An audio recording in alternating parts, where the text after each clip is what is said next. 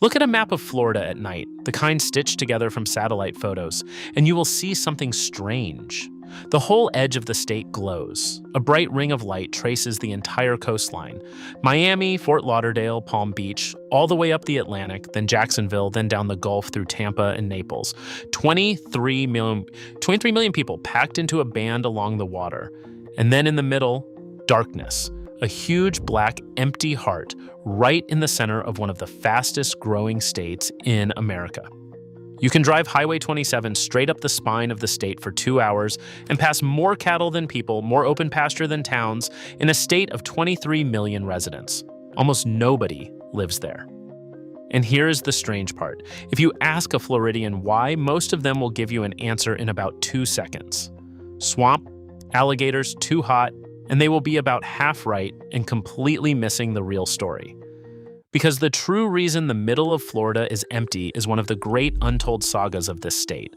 A story of water, of one man who bought an area larger than Connecticut, of a hurricane that killed thousands, and of a fortune that chose the coast and never looked back. So today we are going to answer it properly.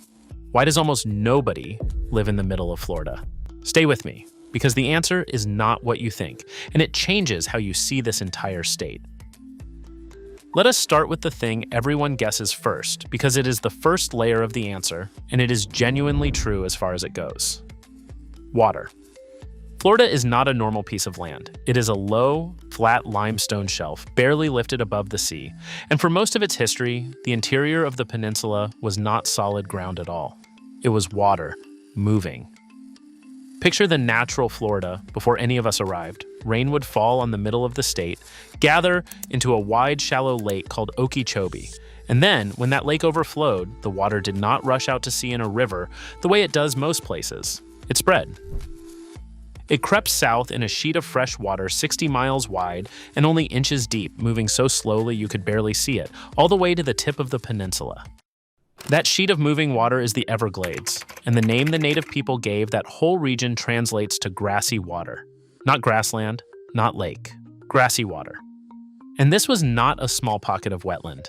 This was the defining feature of the entire lower peninsula, a slow river of grass covering thousands of square miles, so vast that early United States Army surveyors sent to map it during the Seminole Wars came back describing it as a place no army and no settler could ever hold.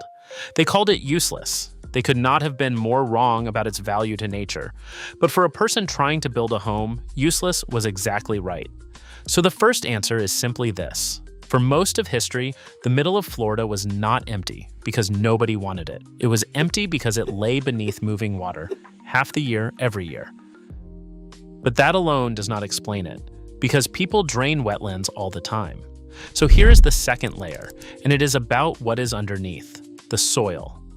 When the early settlers looked at the interior, some of them saw opportunity, because the muck at the bottom of that drained swamp is black, rich, and unbelievably fertile, some of the best farm soil on the continent.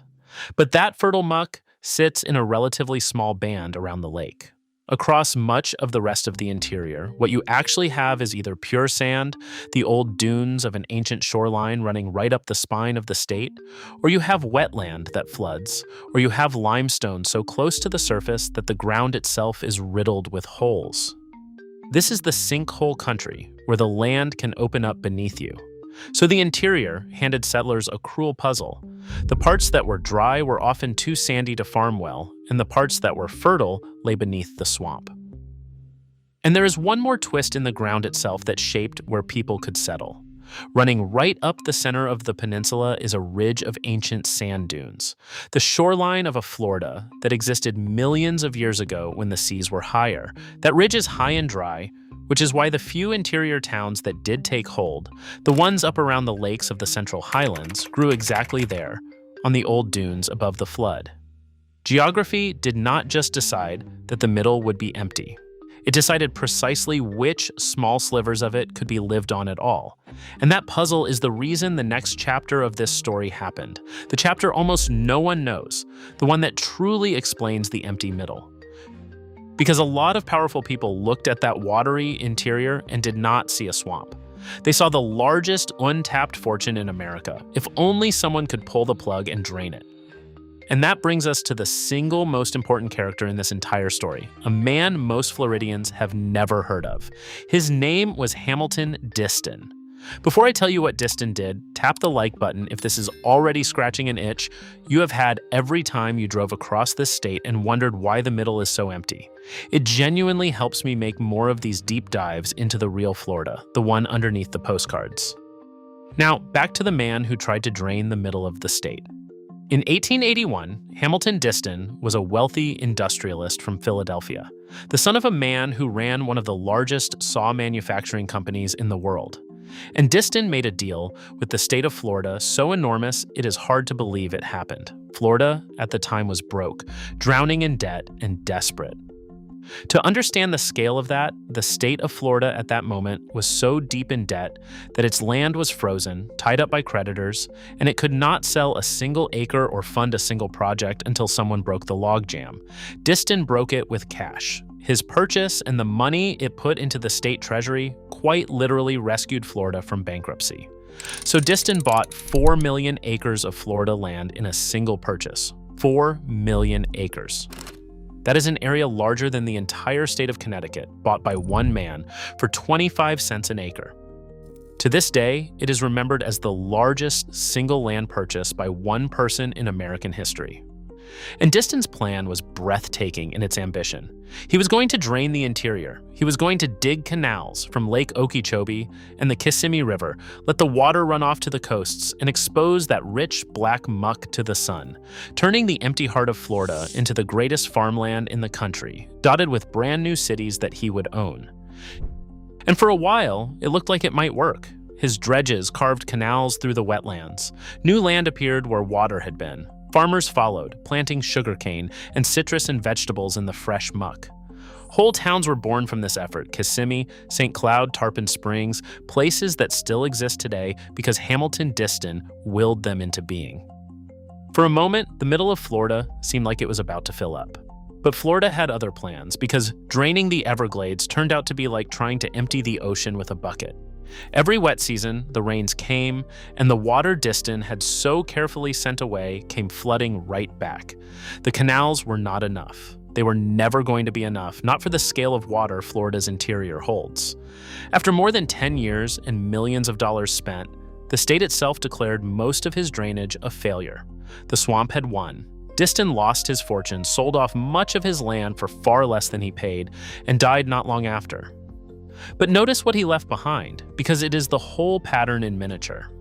The places that survived from Disston's era were not out in the deep interior he was trying to drain. They were on the higher, drier edges of his empire, near the rail lines and the lakes. Even the man who spent a fortune trying to fill the middle only managed to seed towns around its rim. The center itself simply would not hold a city, no matter how much money was thrown at it. His dream of a populated interior died with him. And that is the first great reason the middle of Florida is empty. Not because nobody tried to settle it, because the richest, most determined man in the state threw everything he had at draining it, and the water beat him. Now, the state did not give up when Disston did. And this is the third layer, the one with real human cost. And it is the part I most want you to hear, because it is almost never told. After Disston, a series of Florida governors picked up the same dream. They kept digging. 5 major canals were eventually carved from Lake Okeechobee out to the sea, and slowly, painfully, the land right around the lake did begin to dry enough to farm. And it was spectacular farmland. People poured into the small towns on the lake's southern shore, Everglades, Pahokee, Moorhaven, to work that black earth. But there was a catch that nobody wanted to think about. To hold the giant lake back from the freshly drained fields, they had built a dike. And it was made of nothing but piled up sand and muck, a wall of mud, holding back the largest lake in the American South. And then in September of 1928, a hurricane came.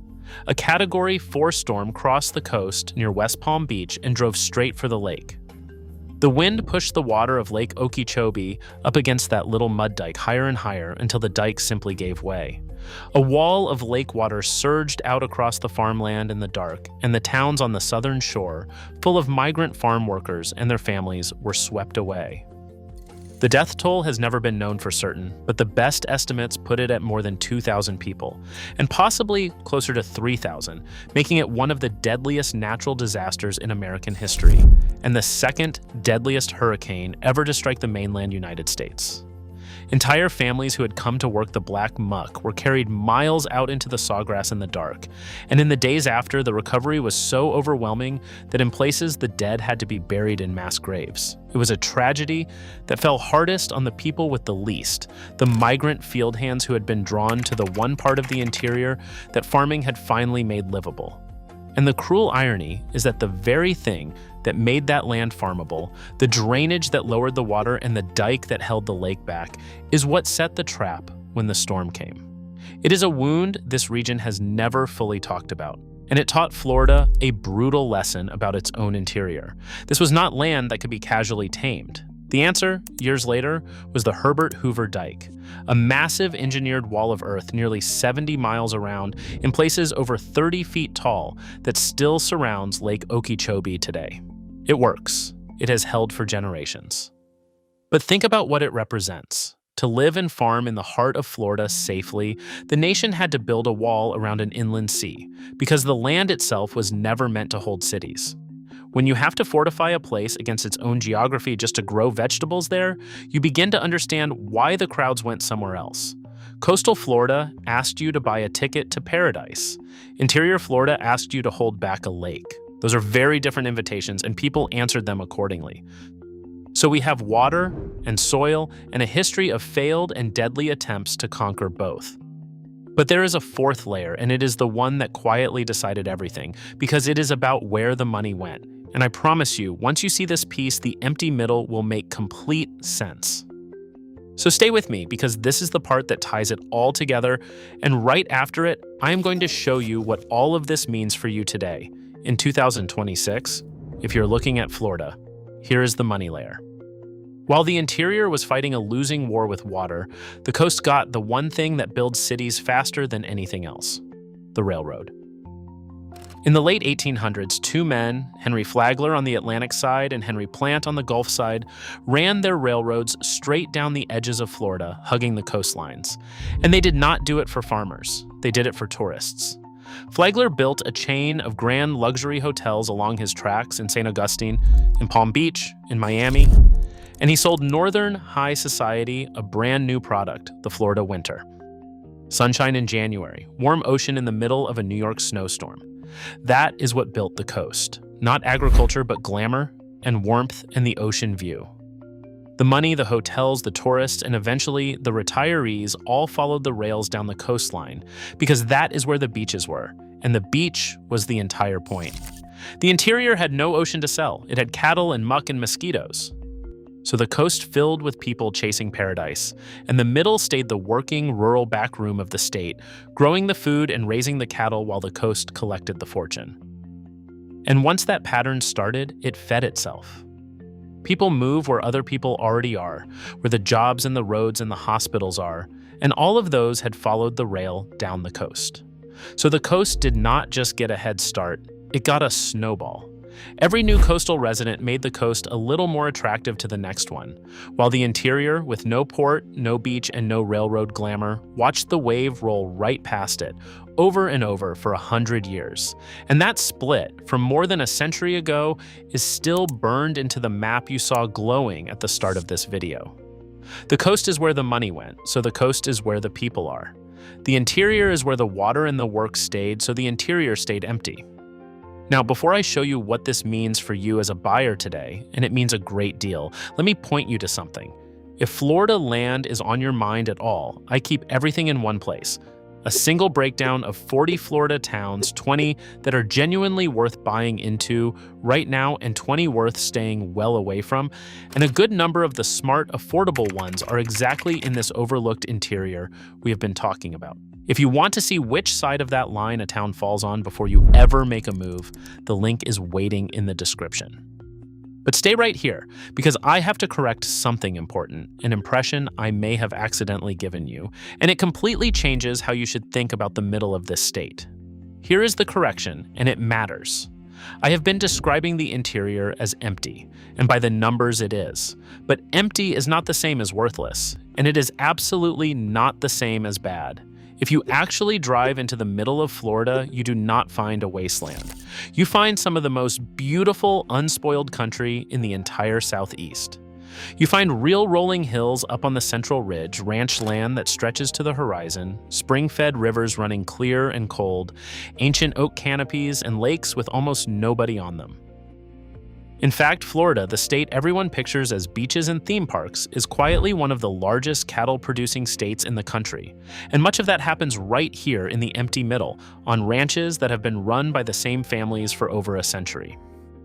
The people who live in the interior are not stuck there. Most of them chose it, and they will defend it fiercely because they get the real Florida, the one without the traffic and the crowds and the coastal insurance bills. Drive the back roads of Hardy, DeSoto, Okeechobee, or Highlands County, and you will see it. Working cattle ranches running to the horizon, citrus groves, and small county seats where people still know their neighbors.